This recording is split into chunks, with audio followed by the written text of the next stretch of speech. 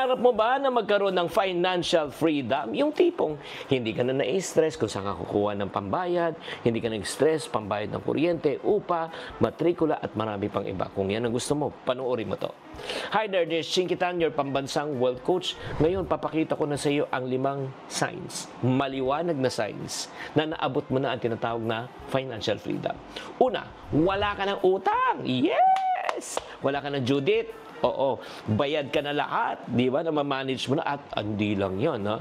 Hindi ka na nagigising sa gitna ng gabi dahil tinetext ka ng kolektor.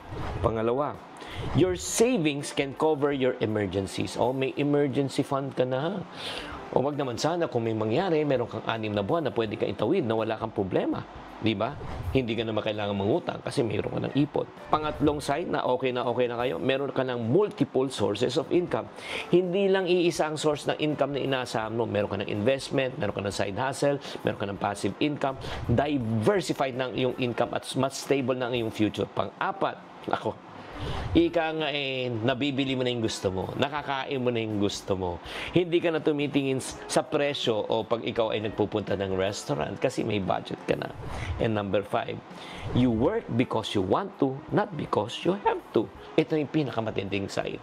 Yung tipong nagtatrabaho ka dahil gusto mo, hindi dahil kailangan mo.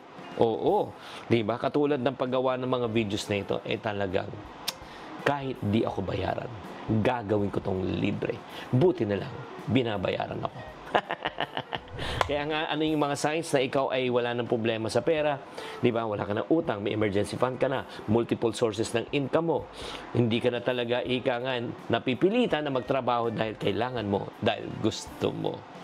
Ang financial freedom, mga kapatid, ay hindi madalian.